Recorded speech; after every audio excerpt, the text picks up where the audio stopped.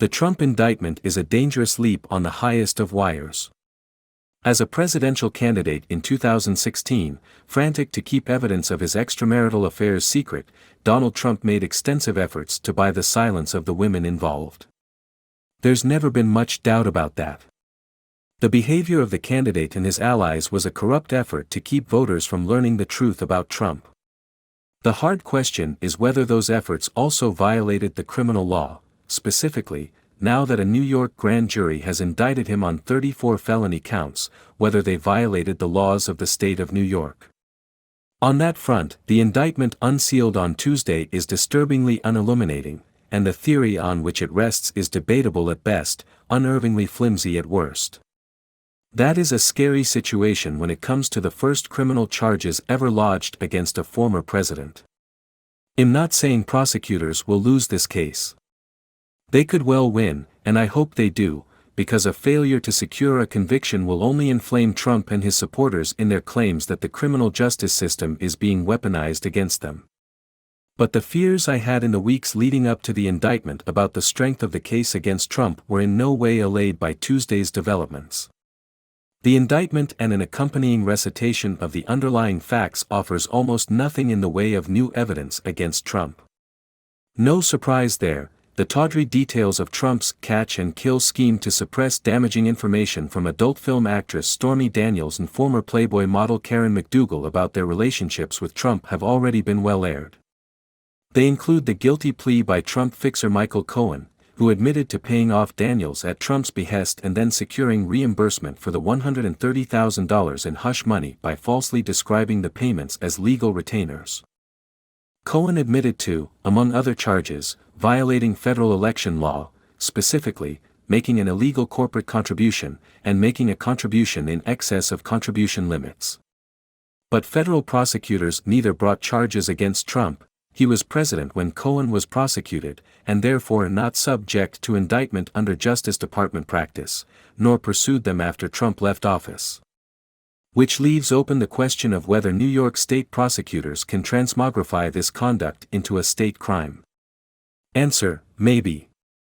And don't be fooled by the 34 counts, that healthy-sounding number doesn't signify anything about the strength of the case.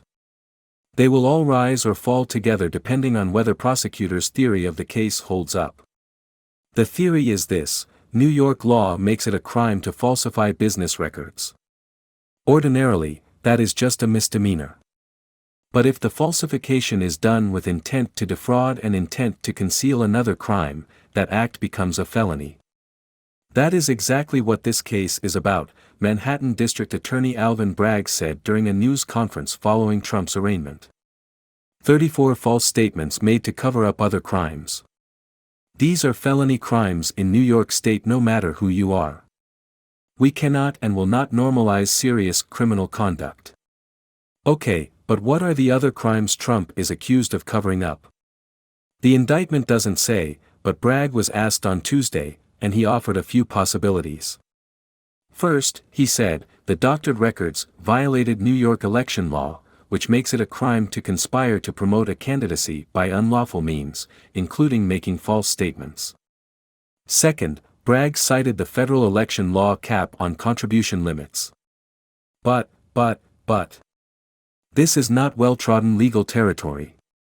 If I understood Bragg's argument correctly, there is a certain circularity to saying that a false statement on corporate books becomes a felony, not a misdemeanor, because state election law makes it a misdemeanor to promote a candidacy by unlawful means, such as making false statements.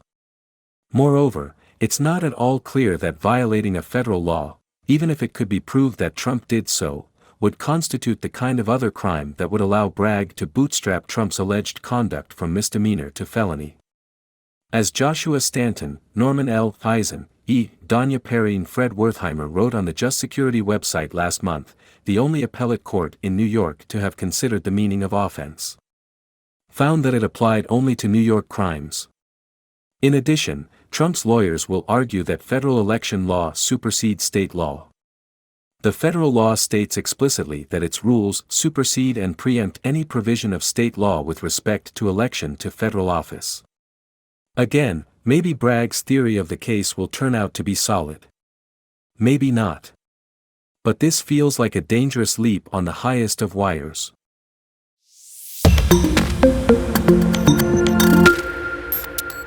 The Trump indictment is a dangerous leap on the highest of wires.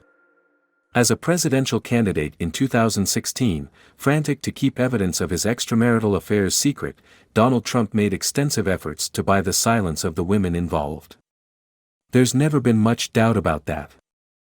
The behavior of the candidate and his allies was a corrupt effort to keep voters from learning the truth about Trump. The hard question is whether those efforts